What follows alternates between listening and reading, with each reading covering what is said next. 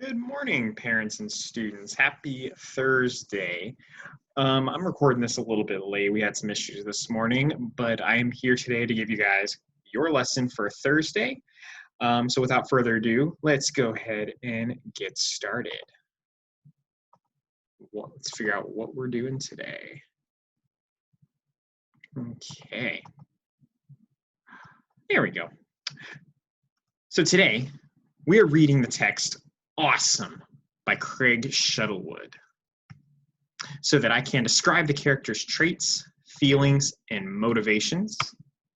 And I'll know I have it when I can answer 3 questions about the actions of the characters and correctly complete 2 quiz questions about describing the characters and their actions. So let's break that down a little bit. So today, we're going to be looking at the text Awesome by Craig Shuttlewood.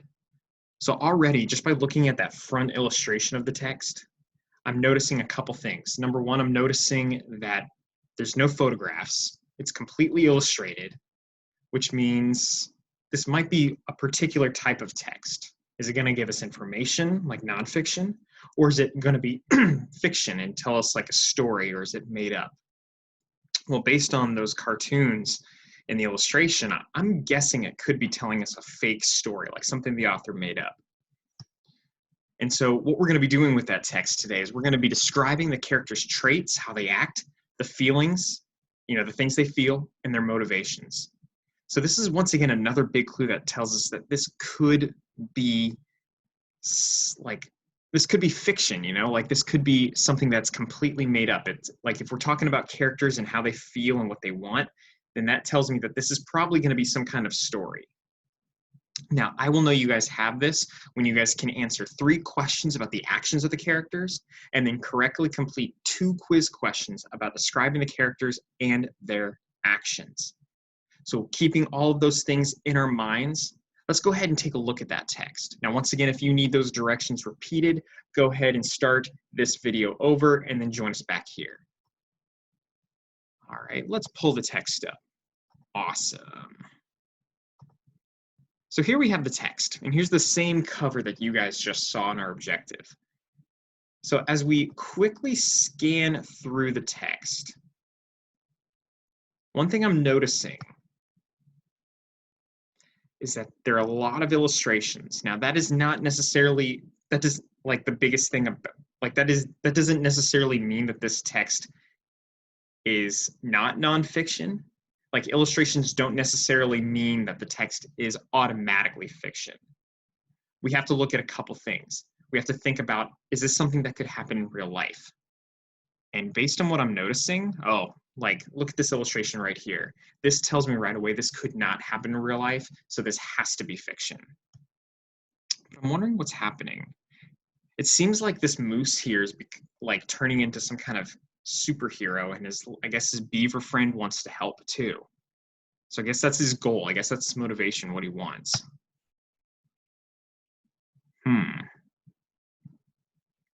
Everyone seems to like the moose character.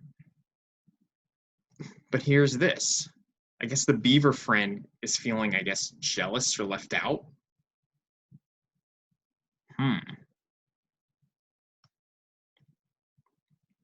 Uh-oh. Seems like the animals are all upset about something.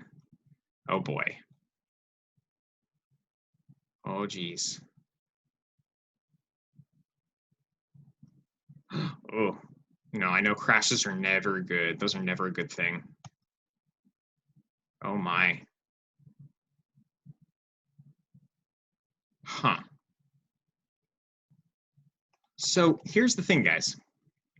Based on what we've seen so far, I'm getting the impression that 1, this is definitely fiction. These are things that could not happen in real life. Absolutely not.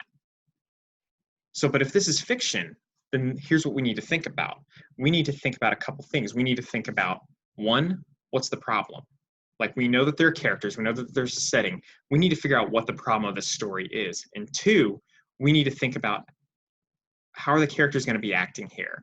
What do the characters want? What's their motivation? How do they act? What do they feel? And that can end up leading us to the big problem of the story. So with that being said, we're going to go ahead and take a quick look at this, like a certain part of this text, and then I'll let you guys take over. Sound good? Okay. So let's go ahead and start reading awesome. This is Marvin. He is a moose. This is Woody. He is a beaver. Marvin and Woody are best friends. So already we got our characters. We know that this is Marvin and that's Woody. We know our characters.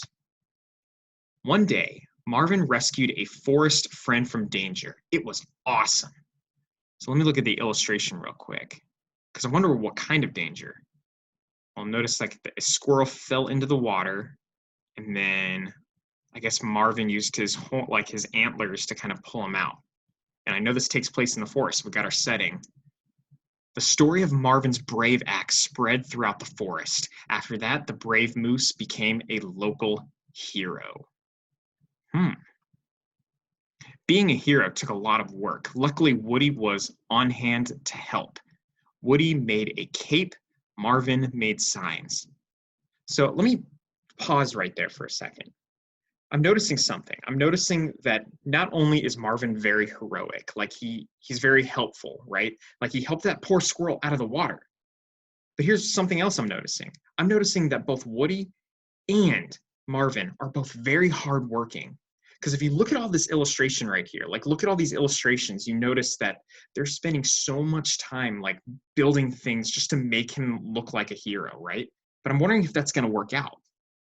And let's see if it does. Becoming awesome takes Zen-like focus, stamina, and body conditioning. I'm wondering what that means. Well, I'm noticing here that they're taking the time. He's running on the treadmill, he's lifting weights, and looks like Marvin's like doing like a shoulder press like over his head. So he's training, he's putting in the hard work. You see what I mean by hardworking? He's putting in the effort to be a good hero. So is Woody too. Like Woody's trying, like he's not lifting too much, but he's trying. I'm not noticing a problem though.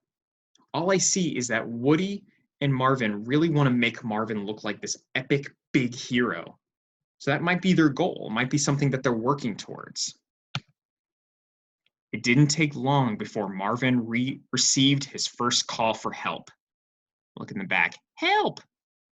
After that, Marvin went from local hero to forest celebrity, and a statue was built in appreciation of his awesomeness. That's a nice little statue. Look at all his little forest friends making him the statue, right? Once again, I don't see a problem. That is, look at Woody down here. You guys see that? Look at Woody down here. Everyone else in the forest looks happy, except for him. Woody looks upset. Woody looks sad. I wonder why. Why do you think he's feeling that way? Well, that's where I'm going to stop. So what I'm going to have you guys do is I'm going to have you guys read to page 15. When you guys get to page 15, you guys are going to stop there. You guys will have a couple questions, and you guys will have a couple quiz questions to show me what you know. While you guys are reading to page 15, I want you guys to see if you guys can figure out what the problem is. How does Woody feel about what's happening? And really, how does Marvin feel about what's going on too? So once you guys got that, once you guys are thinking about that, use those details that you guys are thinking about to answer the questions, and then take a look at the questions on the quiz. I am here if you guys need any help. Feel free to reach out to me if you guys need anything. With that being said, I will see you guys tomorrow.